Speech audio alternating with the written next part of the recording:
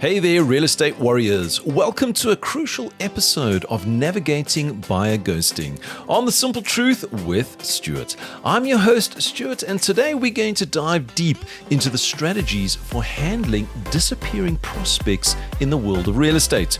Now get ready for an insightful discussion that will equip you with the tools to tackle buyer ghosting heads on. Now, have you ever felt like your prospects vanished into thin air, leaving you wondering what went wrong? Well, we've all been there, but fear not. In this episode, we're not just talking about buyer ghosting. We're providing you with the actionable strategies to navigate effectively. Consider this your survival guide in the face of elusive prospects and unexpected disappearing acts. Think of this as your personal playbook, where we'll uncover the reasons behind buyer ghosting and share practical tips to prevent it or handle it when it happens. Whether you're a seasoned agent or just starting out, these insights will empower you to maintain your client relationship and keep your business thriving. From proactive communication to building trust and rapport, we'll explore the strategies that will minimize the likelihood of ghosting and ensure that you're always one step ahead. Because in the fast-paced of real estate, staying connected is the key to success. So, grab your notepad, perhaps a cup of coffee to keep you sharp, and let's dive into navigating buyer ghosting, strategies for handling disappearing prospects in real estate. This is The Simple Truth with Stuart, where we believe that communication is the cornerstone of strong client relationships. Welcome, everybody. And today I want to talk about something that I'm pretty sure each and every one of you has experienced in your real estate career. What is that? Well, have you experienced this? You get a lead that comes in from a portal, or whether it's a lead that's been sent through to you from a friend or a sphere of influence, and you get all excited about this particular lead. This is a prospective buyer. This particular buyer, they have been pre-qualified. They actually are really in the market to look for a property. You getting excited. You think they're getting excited. You make those first contacts, and then they ghost you. They just disappear. And you go absolutely mad. You had actually felt that you had this particular client in your hands and you thought, this is it. I have actually closed a deal. This is a secure, done and dusted deal. And then suddenly that particular buyer just ghosts you. And you cannot understand why. And now one of the repercussions that happens from that is many agents, especially early in their career, or agents that are desperate for sales, that particular buyer that ghosts them actually has a bit of a negative impact on the agent. You see, the agent then thinks, well, what have I done wrong? Why does nobody, meanwhile, it's only one person, why does nobody want to speak to me? And they start to close up. When they start to close up, ultimately they get into a position in their business where it becomes very difficult to start to move forward. So today we're going to talk about the buyers that ghost us. Why do they ghost us? How can we try and prevent it from ghosting us? And how do we actually move forward? This is exactly what we want to discuss today so that we can actually go through. Because one thing that I can say, and I've experienced this personally, when you have a buyer that ghosts you, you get so frustrated. You do take it personally, and taking it personally is the wrong thing. We always say, never get attached to the outcome. So if a buyer ghosts you, the outcome is them ghosting you, you're getting emotionally attached to that outcome, and what happens is that negativity starts to get in. It becomes extremely frustrating. And let me share with you, it's actually not your fault. It's not your fault that a buyer would ghost you. There's a number of reasons why. Now, one, it could be based around knowledge of an industry. It could be based around education with yourself as an agent on how to present and how to listen. And that's what we're going to go through and actually covering all of these things. So now let's actually have a look at the buyer themselves. And when we look at a particular buyer and we say, this buyer has now ghosted us, and we feel extremely negative, and we actually don't even want to know why that they've ghosted us. We just want them to come back. We just want them to come and put in that offer on that particular property. But what we really need to do is we need to start exploring the potential, the possibilities around those reasons. Why did they ghost you? Now, here's something that each and every one of you needs to remember. If you were the real estate agent that owned all of the listings, every single one of the listings, the chances that a buyer would ghost you would be almost zero. Why? Well, that particular buyer is wanting to buy, and the only place they can go to is you. That would be the perfect scenario. However, when we look at in the market, there are multiple agents working in a particular suburb. And that particular buyer many times has made contact with many different agents. Why? Because they're looking at multiple properties. So whether you've actually tied in that particular buyer with some form of mandate agreement where they will only exclusively work with yourself and you have that in writing, most of the times they're just looking around to see what they can actually find.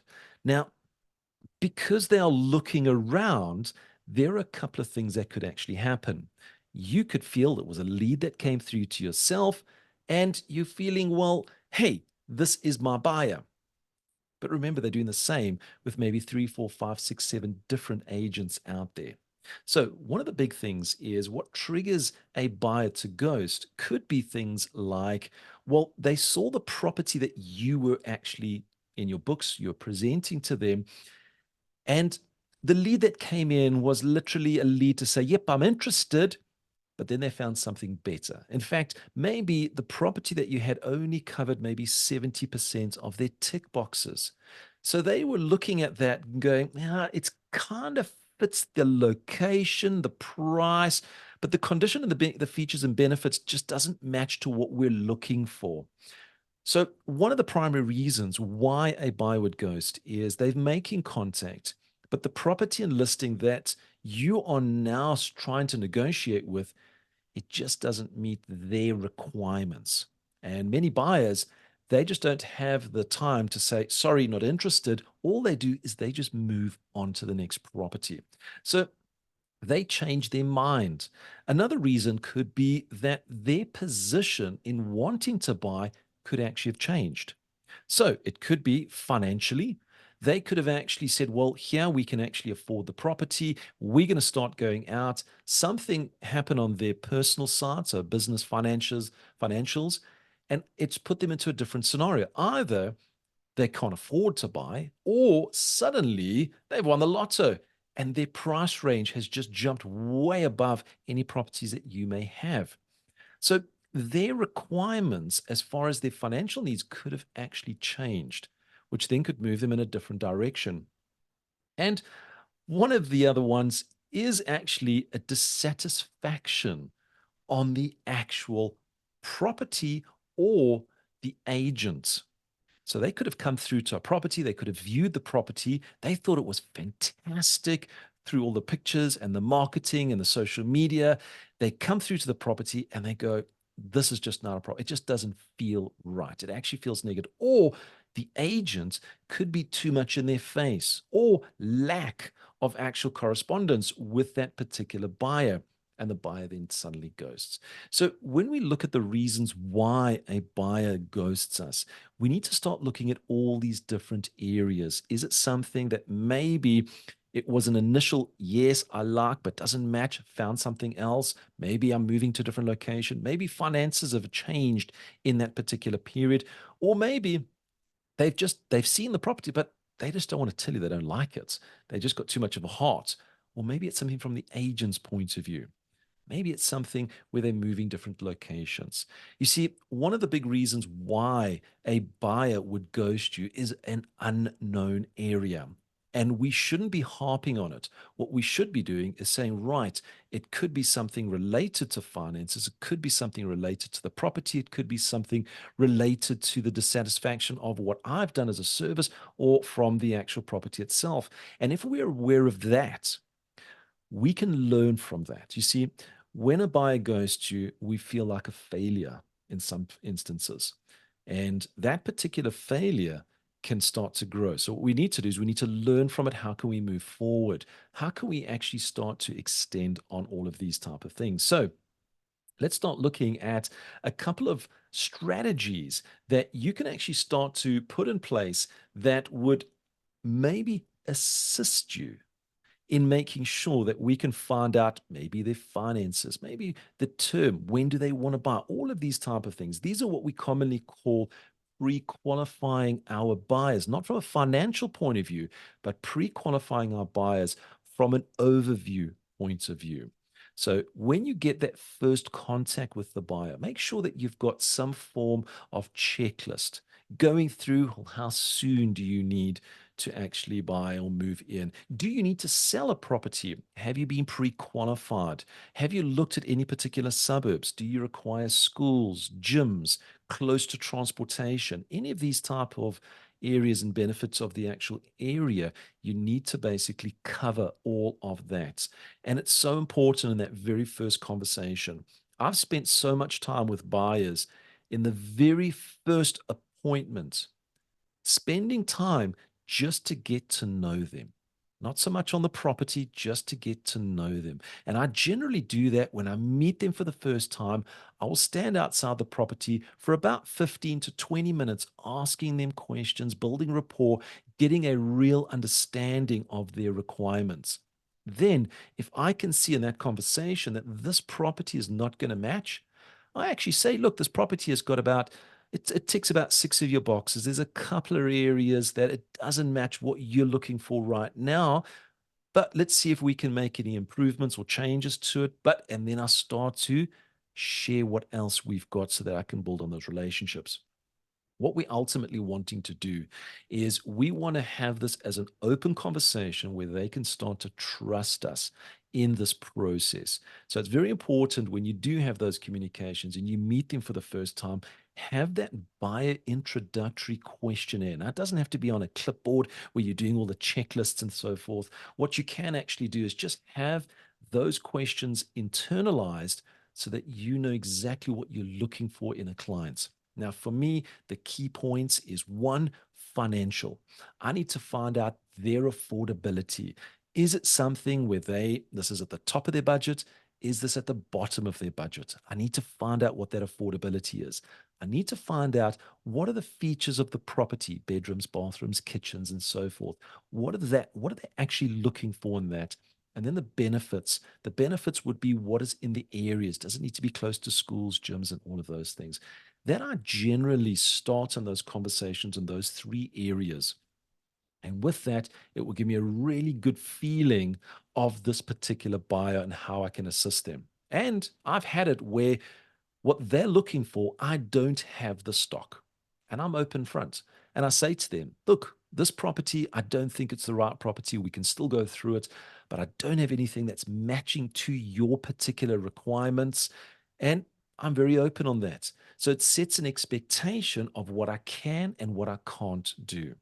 That particular delivery is so, so important because if you're an agent that just wants to run with that particular buyer, it's going to burn out your time and you don't want to do that. So make sure that you've got this communication and the strategy when you meet them for the very first time and building rapport and getting that knowledge. Now, what happens if you don't get to the appointments?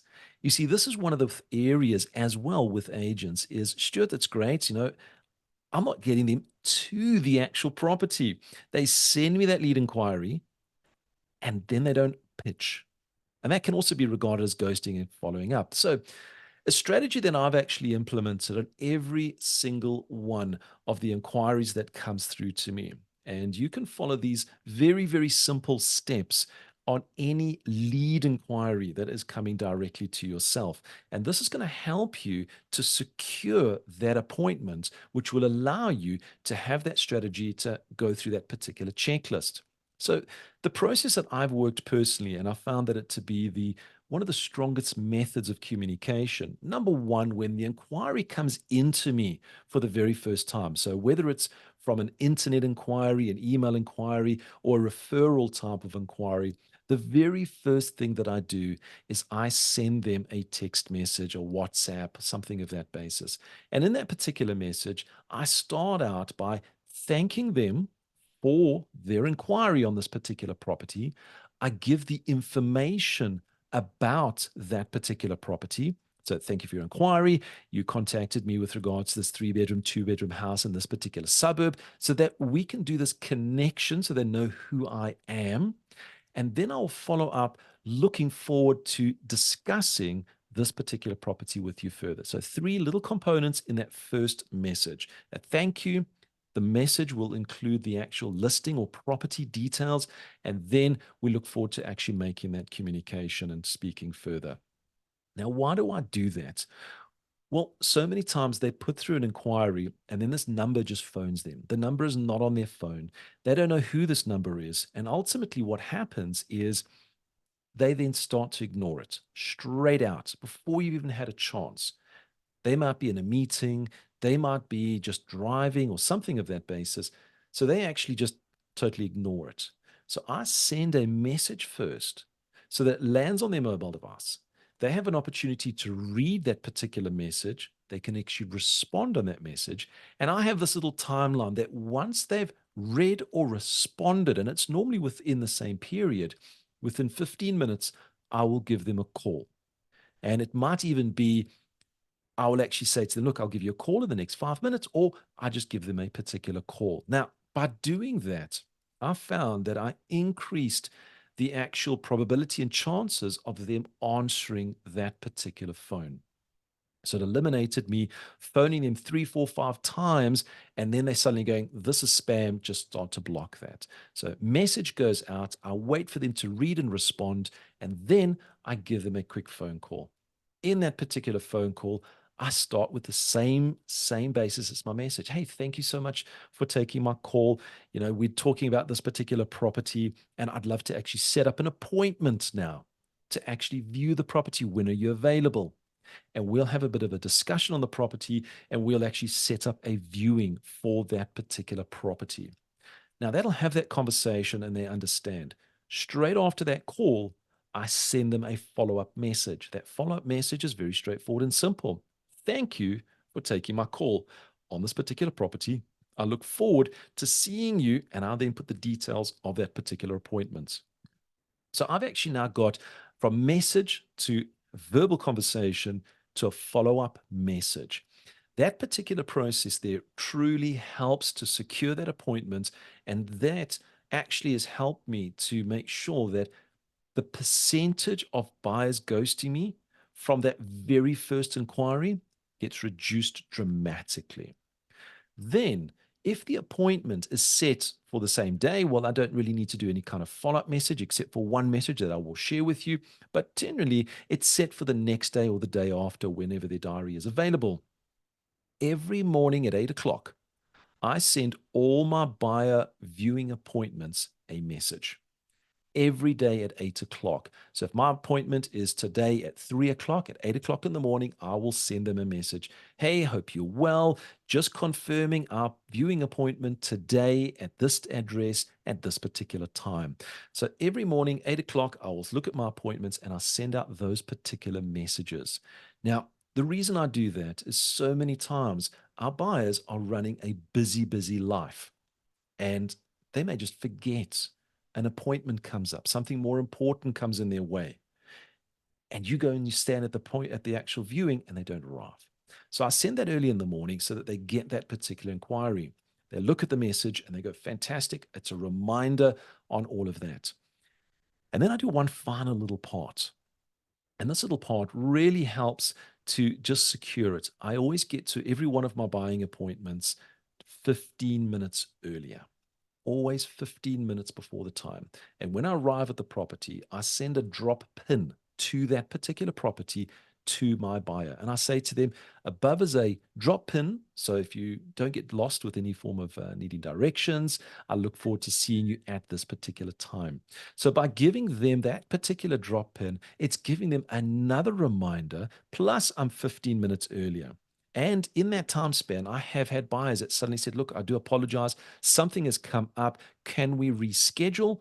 It gives me an opportunity to quickly go into the property and actually speak with the seller and say, look, I've just received a message. They are running late, or they've asked to reschedule, and we can actually move forward.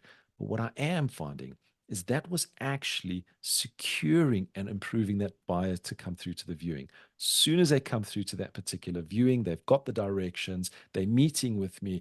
I then go into that little categories of strategies of getting to know them better. Finances, features, benefits, having those particular conversations with them so that they know what they're looking for, I know what they're looking for, and we can actually have all of those communications. Now, once we've actually gone through a particular property and whether they like it or not, so I like to make sure that I get the full feedback from them. So leaving that particular property, I ask them straight out, what are your thoughts on this particular property?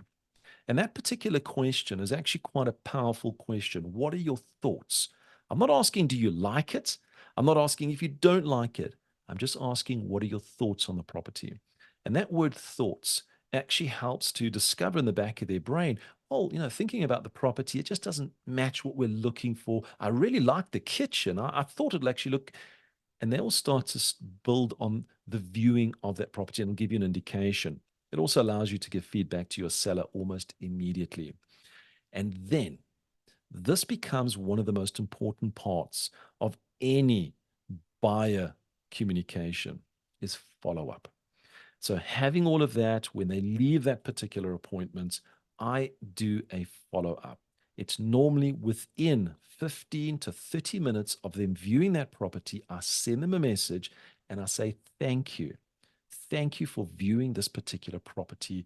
And anything that they discussed, any questions that they may have asked, I will answer it in that particular message, giving it out to them so that they're actually getting this warm, fuzzy feeling.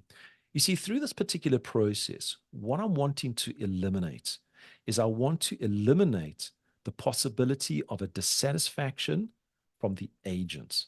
I want to eliminate the possibility that the property was dissatisfaction and the agent took me to the wrong type of property. I want to eliminate all of these things. I want to make sure that the buyer has a full and true engagement with me, knowing, liking, and loving to deal with me. I want to make them a sphere of influence. So that's why I have that. And then I've got one final follow up that I do every single week with them. Every single Monday, I give them a phone call and I find out, hey, I know we met at this particular property. I just wanted to get some feedback. And I do that once a week, a verbal communication with them. And this is on an ongoing basis. They get used to, hey, no, we looked at this property. It was good. It was bad. We didn't really like it. Even if they looked at other properties. And I get that feedback through this particular communication, they will get used to speaking to me. So the chances of ghosting become shorter and smaller and smaller. So you'll find that you're going to have a higher level of engagement with these particular buyers in going forward. Now, the last part, and this is something where, as much as I've taken you through this process of assisting you through the communications, trying to get to know your particular buyers so that you can try and eliminate these ghostings with your particular buyers and with them with yourself, there's also the type of leads that come in. And I want to end with this little part because sometimes we actually do a posting, whether it's out on social media, we're looking for buyers, and we might be a little bit too generic that we're looking for buyers. We're not being specific. And the types of leads that could come into us could be very poor quality leads. These could be leads that someone's just clicking because they said push a button. And ultimately, that's costing you money. And you then trying to follow up with them to say, hey, you sent me an inquiry. I want to speak to you. I want to get more information, what you're looking for. But because it's a poor quality lead source, that incoming lead is actually not a lead. You think it's a lead because you've got an inquiry, but it's not a lead. And you keep on following up, and next minute, that person is ghosting you, and the next person is ghosting you, and the next person is ghosting you. And you can't understand why, but it's because of the source, where they are coming from. So when you are doing your lead generating activities, when it comes down to buyers and doing that marketing, make sure that you start to look and identify the sources of where your buyers are coming from. If you find that there is a source that is giving you poor quality leads, these are leads that just don't respond to phone calls. They just don't respond to appointments. Then you need to almost adjust that particular source on how you're using it, or stop using that particular source so that you can get higher quality incoming leads. It is so, so important because you can get those buyer leads that are poor quality. So going through this entire process, buyers ghosting you, it's not about they don't really like you. They have their own business, they have their own life. And ultimately, what you want to do is you, as the real estate agent, you want to become part of their business. You want to become part of their life in the process of buying a property or renting a property. And it's so important for you to make sure that your communication is at that professional level. And that's why I wanted to share with you these couple of little steps to help you through this. Will it eliminate all ghosting? Absolutely not. We're going to get them. And that's because of the primary reasons. Maybe a buyer has found another property. Maybe a buyer has decided not to buy a property.